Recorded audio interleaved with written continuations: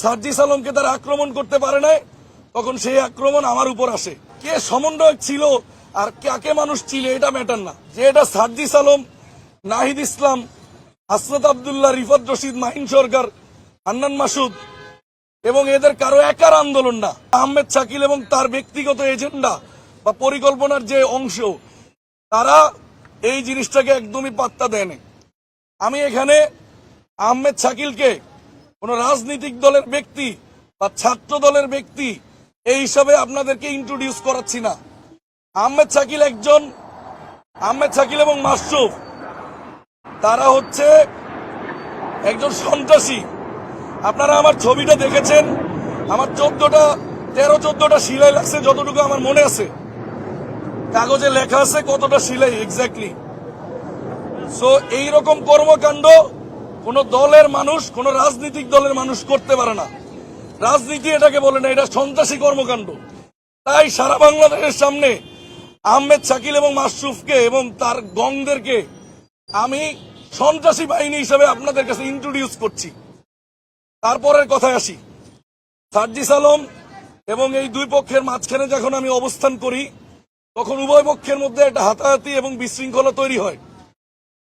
আমাদের বেসরকারি বিশ্ববিদ্যালয়ের ছাত্রদের ইমেজ খারাপ হবে বিধায় এখানে যাতে কোনো মারামারি না হয় সেটা এনশিওর করার আমি চেষ্টা করি। যখন সার্জিস আলমকে তারা আক্রমণ করতে পারে নাই, তখন সেই আক্রমণ আমার উপর আসে। তো তাদেরকে আমি বলেছিলাম যে আমি একজন সাধারণ শিক্ষার্থী, আমি কোনো দলের এজেন্ডা বাস্তবায়ন করার জন্য এখানে আসি নাই এবং আমার কোনো দলের পদ পদবি নাই। আমি বিগত দিনে মিডিয়াতে বলেছিলাম আমি বৈষম্য বিরোধী ছাত্র আন্দোলনের একজন যোদ্ধা। আমি বলেছিলাম যে বৈষম্য বিরোধী ছাত্র আন্দোলন কারো একার ছিল না, এটা কোনো ঢাবির একক কোনো স্ট্রাইক ছিল না। এখানে সম্মিলিত বেসরকারি বিশ্ববিদ্যালয়ের শিক্ষার্থীরা এই বৈষম্য বিরোধী ছাত্র আন্দোলন করছে। এখন ভাই, কে সমন্বয়ক ছিল আর কাকে মানুষ ছিল এটা ম্যাটার না। আমাকে যদি বৈষম্য বিরোধী ছাত্র আন্দোলনের কথা বলেন, তাহলে আমি বলবো যে এটা সার্জিস আলম, নাহিদ ইসলাম, হাসনাত আব্দুল্লাহ, রিফাত রশিদ, মাহিন সরকার, হান্নান মাসুদ এবং এদের কারো একার আন্দোলন না। এখানে সবার ইকুয়াল স্টেক, সকল রাজনৈতিক দলের স্টেক এখানে আছে। সকল দলমত নির্বিশেষে আমরা এই আন্দোলন করছি। আমি সেখানে আন্দোলন করছি বৈষম্য বিরোধী ছাত্র দল ছাত্র হয়ে না। আমি সেখানে আন্দোলন করছি সাধারণ শিক্ষার্থী হয়ে, এবং সেখানে আমি একজন স্টুডেন্ট অ্যাক্টিভিস্ট হিসেবে আন্দোলন করছি।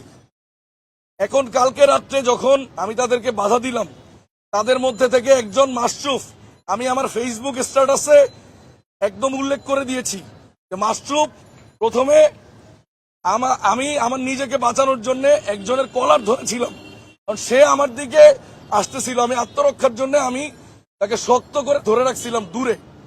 পিছন থেকে মাসরুফ আমার মাথায় কামড় দেয় এবং কেউ একজন আমার মাথায়, মাসরুফই আমার মনে হয়, যতটুকু আমি পিছনে তাকিয়ে মাসরুফকেই যেহেতু দেখি, মাসরুফ আমার মাথায় আঘাত করে।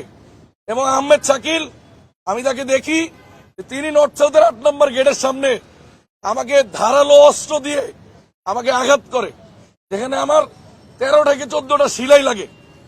এবং আমি তখন এটা বুঝতে পারি নাই। আমি ভাবতেছিলাম আমার মাথায় কি হয়েছে, মাথাটা ফুলে আছে, কারণ আমি তখন অনেক এক্সাইটেড ছিলাম, অনেক রাগ ছিলাম।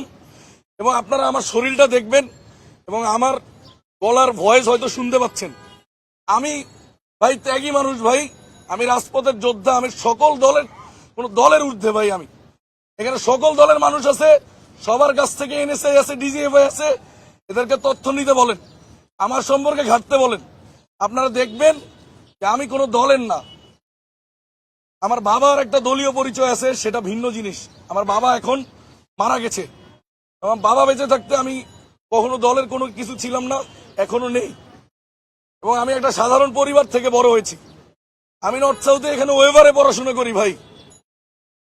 এখন মূল উদ্দেশ্য হচ্ছে, যখন আহমেদ শাকিল আমাকে এরকম করে, আমি সেটা প্রথমে বুঝতে পারি নাই, কারণ আমি অনেক এক্সাইটেড ছিলাম, আমি ওই সময় ফিল করি নাই।